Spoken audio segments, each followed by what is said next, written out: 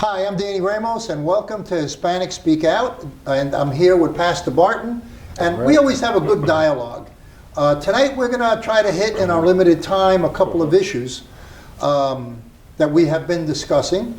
And one of them is the concept of bad hair. Now, I'm only going to give this a couple of minutes because you can do a whole show on bad hair, right? Yes, you can. Yes, you can.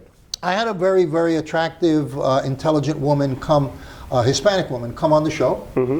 And she asked me, well, how do you want me to do my hair? You know, because she's never done the TV thing before. Right. And she said, how do you want me to do my hair? But you know, I have bad hair. Mm-hmm. And I said, what? This is a Dominican lady, absolutely beautiful woman. Right. And she has, according to her, bad hair. And I said, do you? That to me, I don't know any part of our culture that hasn't been hit by that. At least I'll say in the quote unquote minority cultures. You know, you have all kinds of hair. My own household that I grew up in, you had the straight hair, you had the curly hair, and you had the kinky hair, mm-hmm. right? Yep. Me, I ended up with a mix, okay? Yeah. Just ended up with a mix. But the truth is who told you you have bad hair? Think about it.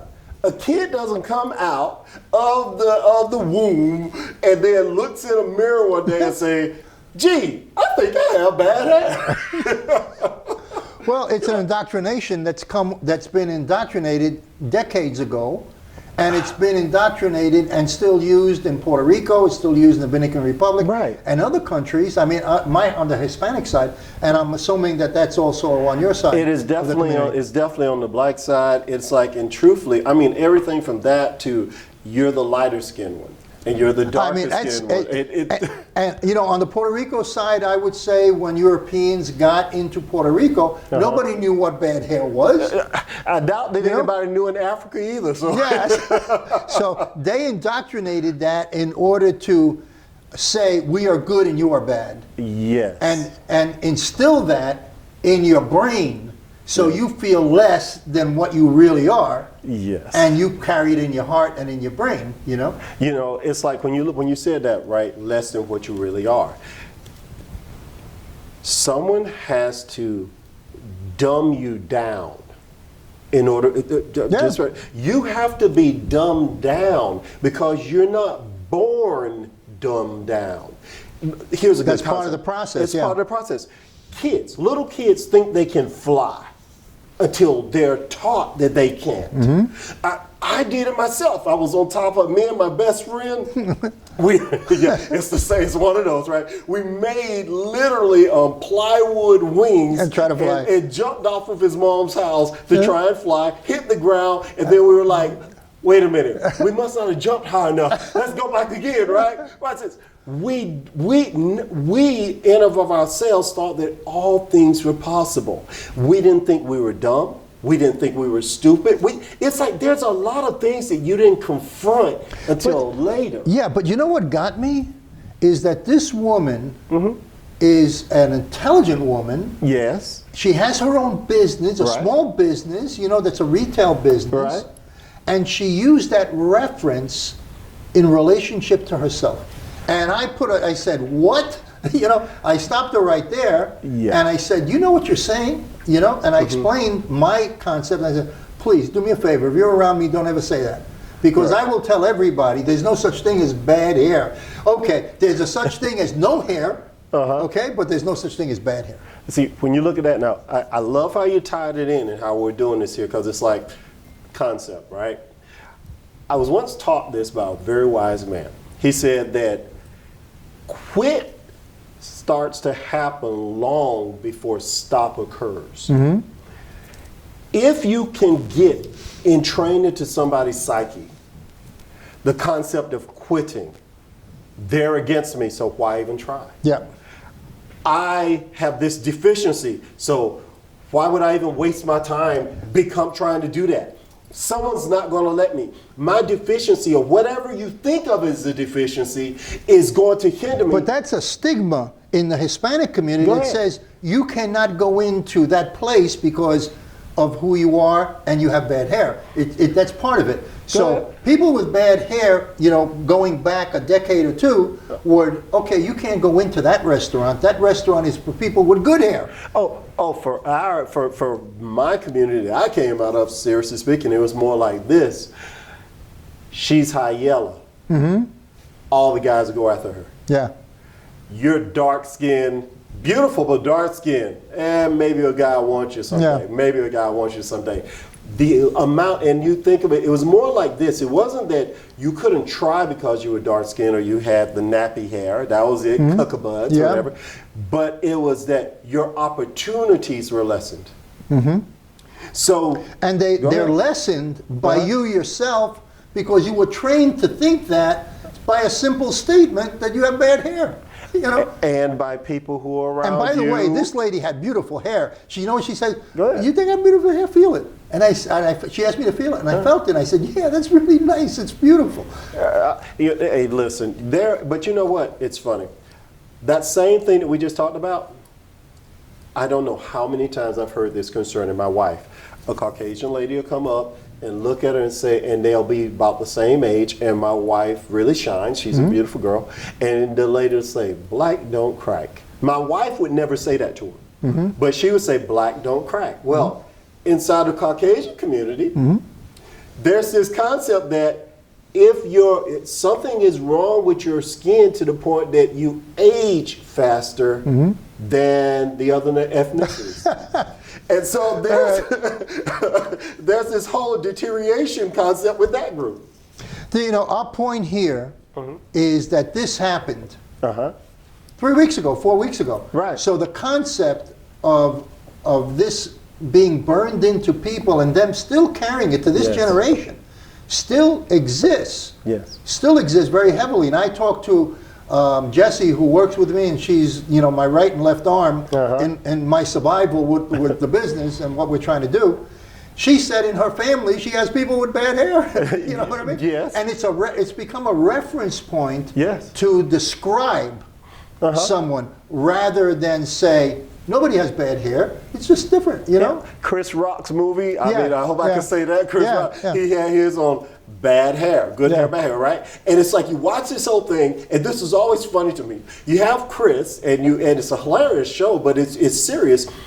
He's running down the street, and this giant ball of Africana hair is rolling after him, right? Yeah. And he comes and he collects it, right? He gets it in a big old bag, and he goes to the different plate makers of hair weave, and tries to say, hey, I got a bag of hair. Will you use it? And they say, no way. That's bad hair. But watch this. Financially, it's a bad move for them to declare it's anything but bad hair, because it will reduce their market share. Yeah. Well, this is still a racial stigma that happens every day in our community. Yes, it is. So, and it is a racial stigma no matter how you cut it. Yes. So are we saying that it's a bad thing? Yeah, absolutely it's a bad thing. Our purpose is to educate people and to create awareness. Yes, it is. So that they can fix their perception. Yes. That's a negative perception, not only of themselves, but also what they're projecting. Yes. And not to be attacked in a manner that you don't recognize, you know what I mean? Because it's an attack on a person. And just so we kind of, just as a concept, like we were talking earlier about the concept of word usage, and you were asking me concerning. Well, we're going to get to that right now. We're about to get to it right now? Let's jump out of bad hair, okay? Okay. All right, so I want to know, and this is good for them out there, are you black, or are you African American, or what is the term? Because a lot of people go, yeah, you know, a decade ago everybody was black, and black is beautiful. Yeah. Well, I looked up the word black. Yes, you did. Okay, in the dictionary, and there are some things relative to color, you know, but black is negative. Black is, you know, it had a bunch of negative words associated with black. So I said, you know, it's not good to call somebody black. So then a lot of people are using African American, which is, what do we use? What is the right term? Or is African American, you know? Listen, in the community, listen, in the community, talking about whether you want to say black, colored, African American. There's been so many attempts to try and label, right? Which is one of the reasons why it's so wrong. That's why we're trying to label people. Yeah. And we're trying to make them fit into a nice, neat box. Like most of the time when I hear those terms, most of the people around me and myself would say, are you colorblind? Mm-hmm. you know, it's like, this is a different, I'm a brown, you know? Yeah. Yeah. But the concept here is this. When you look at the history, and I have, of the word black, that history in itself is dark, meaning evil. I'm not talking about the color black. Black is just a color. Well, that was in the dictionary that I looked into. Right. It was negative, it was evil, it's associated with evil. Okay, so watch this here. Now I'm going to say this here now. Hey, listen here. Don't throw anything at Danny after I say this here now. Don't throw anything at Danny. Don't throw anything at me, but don't throw anything at Danny, all right? Okay. Now watch this here. If a person was to come up and say, hey, nigger, nigger, nigger, nigger, right? They said this here. We would say, there's something wrong with that.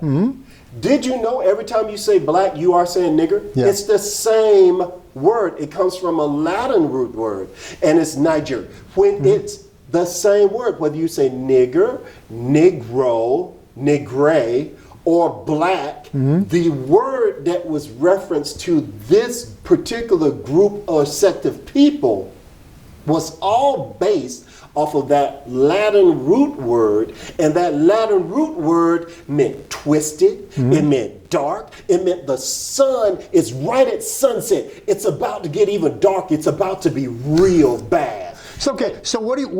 Wait a minute, watch this here now. Now I'm going to say this here.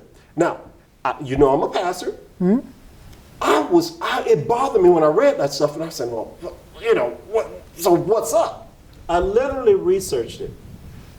In the Bible, one of your main references when you look for somebody of color, we say what we call black, is in the book of Songs of Solomon.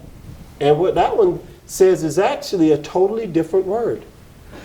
That word meant sunrise. And watch this here. The negre or nigger, that word actually meant you would be late. The one that was actually from the reference that was around, and this new use actually is only about 300 years old. That old word that was around for over thousands of years, it actually meant to be on time. It actually meant that you were a good worker and a studious person. It actually meant the opposite. So it was an indoctrination into a wrong principle that subjugated the minds of a people to think less of themselves than they were. That we were sold a bad bill of goods. And that concept has happened to Spanish, it's happened to black. All right, so what should I say? Should I say, we don't want to use black? Okay. Even though they used to say black power, right? That was before. All right. African American, you objected to that because you're kind of saying that everybody just, recent immigration. Come on, it's like you get, I don't know how many times I've heard recently, why are you trying to send me back to Africa? I'm an American. So, you know, why are you trying to send me? And it's like the whole concept is this. We're running out of time, so you got to give me a short one now. A short answer? Yeah, short answer. Call them their name. Hey, John. Get to know them as a person and call them who they are. That's another subject. Listen, we're going to cut off right now because we've run out of time, but I'm going to continue this right now in a second segment. Okay? We'll be right back. Single year because she's in foster care, because her father abused her, and her mother couldn't believe her. She is the child I am for. I am a volunteer child advocate. I am you. Florida residents call toll-free 866-341-1425. Okay, this is Danny Ramos on Hispanic Speak Out. We just came back, we took a break, and we've been talking about sensitive issues that some people may like and some people may not like, but we're putting it on the air, and that's our new editorial format. We're going to say it like it is, and we are going to put it in your face, all right? So, we were talking about the usage of the words that identify with black people, whether they be different origins, because you can have blacks from Puerto Rico, from Cuba, you know. And I'm using the word black for convenience because I'm looking for you to teach me. Yeah, okay, here you go.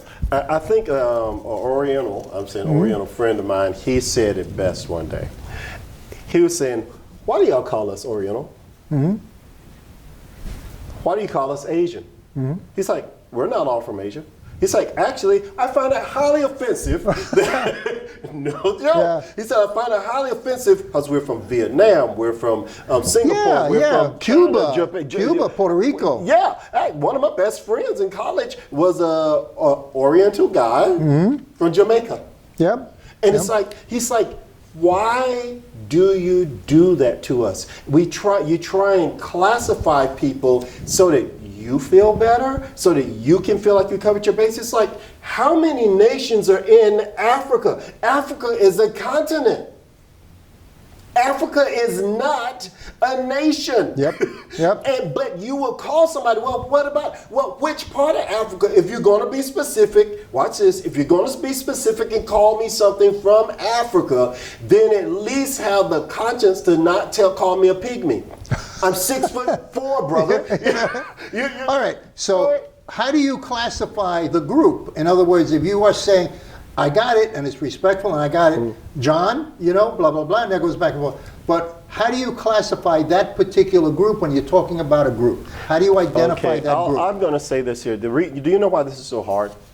Because the group itself can't identify itself. Well, I think it's hard because humans have not evolved yet to be equal. You know, let's stop identifying what color people are or origins and any of that stuff, and they're people. Now, when you just said that right there is one of the wisest statements I think I've ever heard.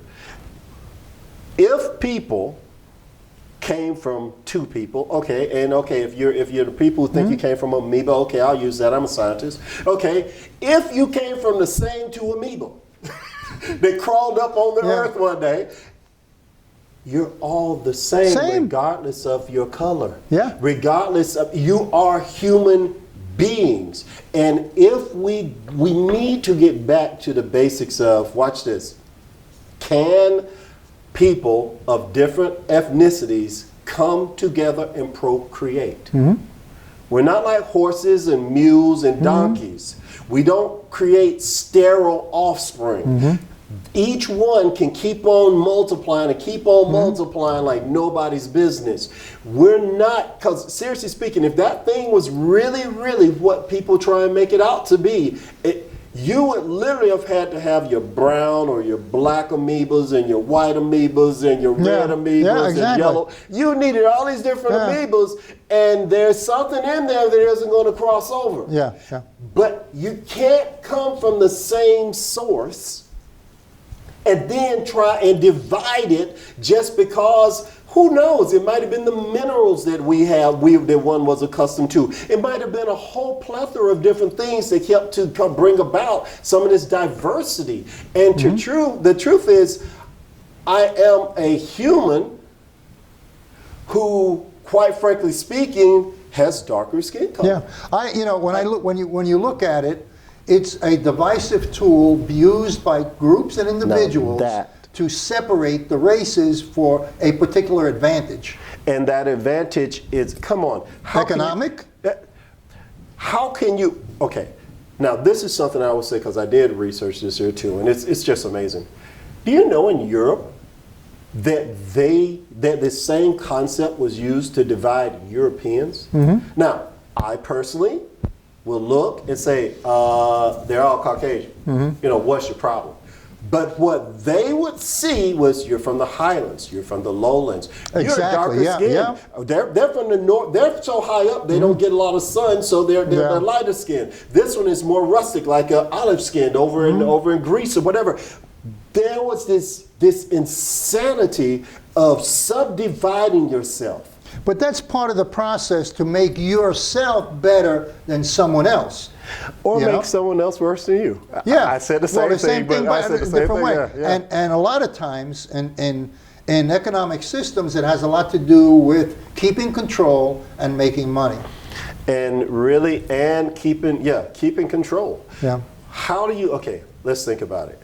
if you are the one who's running things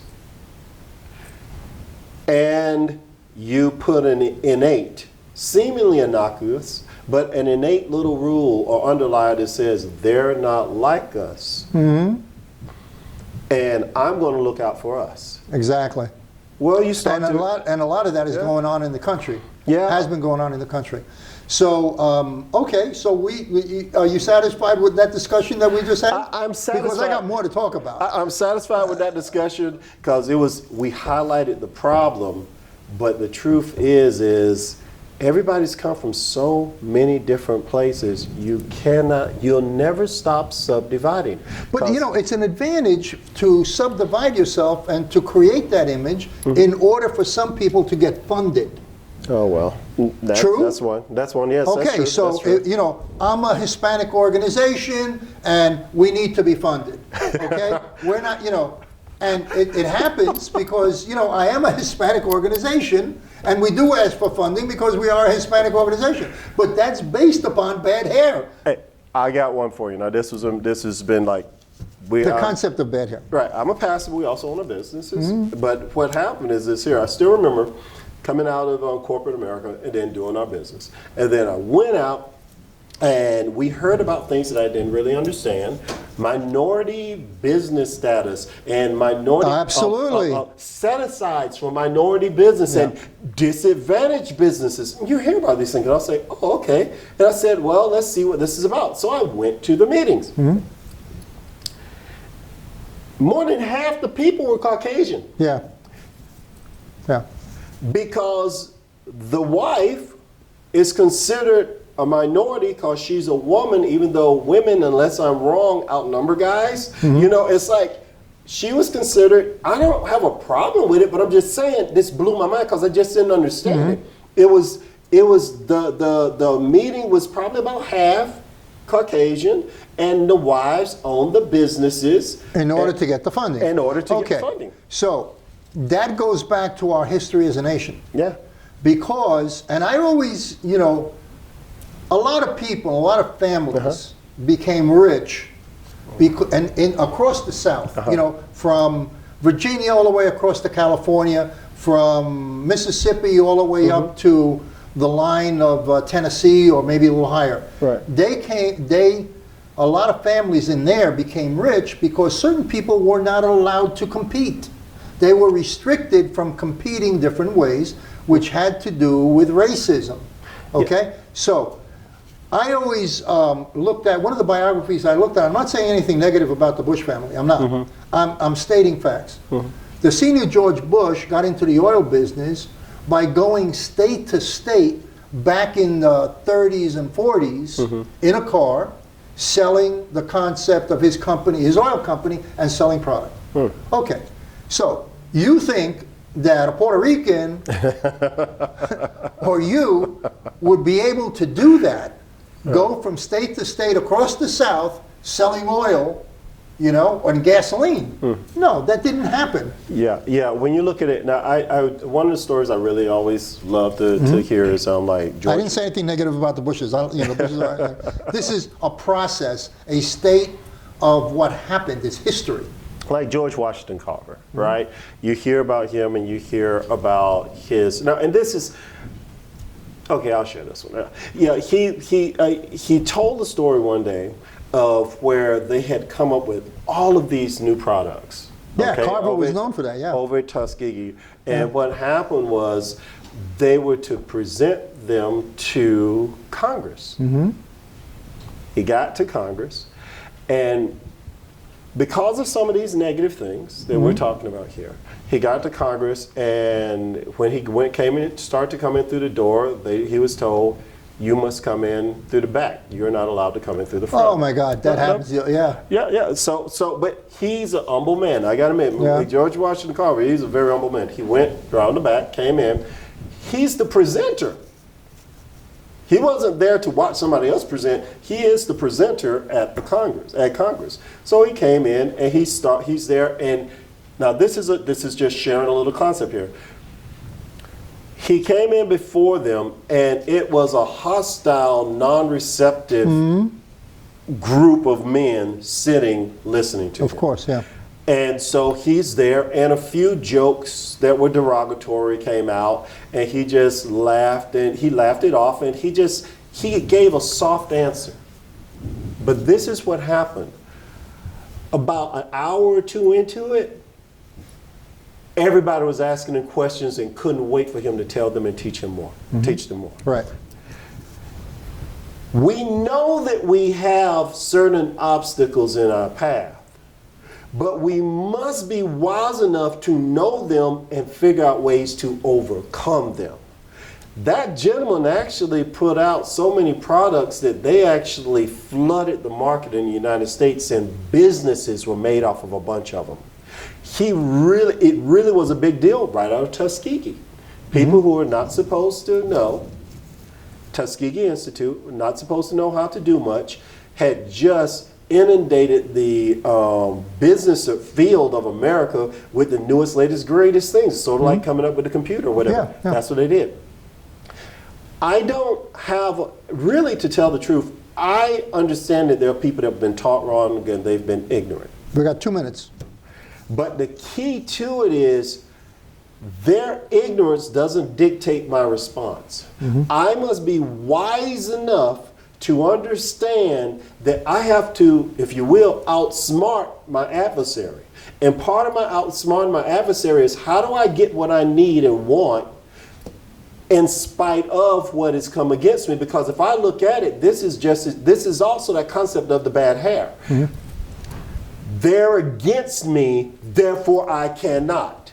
If I go in with that, I'm going to have a down face, and I'm going to come and say something, or I'm going to do something that's going to drive that narrative. I must overcome the narrative, and overcoming that narrative, to tell the truth, the best way is overcoming at the roots of where it's wrong. Yeah. You have to do it without becoming a negative adversary. Bingo. You have to. You have to establish that. And I go through that. I went through that this week. Yes. Now, I'm blue-eyed. I'm white, you know, I mean, I'm pretty white. And so, you know, we only have a minute left. And I still face that, although I am Puerto Rican. But what happens is that I go in representing a minority, that's another word, minority. We'll talk about that next week. Yeah. But I go in representing the Hispanic community.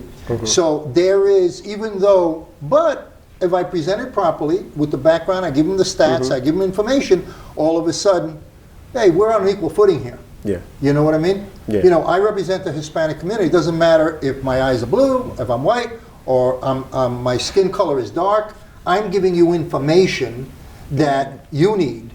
Yeah. And I want to work with you. And I'll say this is the last one, and then we'll be done, all right? Or at least I don't think we're going to be done for another 3 shows. Yeah. I love this about Tuskegee, which was one of the coolest things about them. At a time when bricks was just beginning to be made, right? All of these people that were making bricks were making bricks. And the Tuskegee Institute decided we're going to become brick makers. You know, they had this one thought. If I make the best bricks, even if a person doesn't like me, if they want their business to succeed, their buildings to be built properly, they're going to come to me anyway. You know, they became the #1 brick making institution in their region. Wow.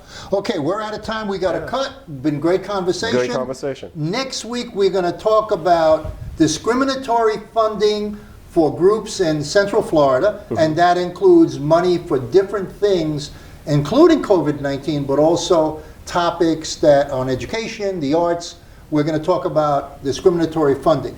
And also, we're going to talk about the plight of small business. Yes, that is huge. Because nobody really, and as a small business guy, nobody is addressing the plight and giving me survival information. Right. I'm out here, don't tell me we're out here together and it's together. We're not. I'm out here alone trying to survive. Right. This is Danny Ramos on Hispanic Speak Out. We're past the parting. We'll be back next week with another show, and you better tune in because these things are going to be hot from now on. Right on. See you next week.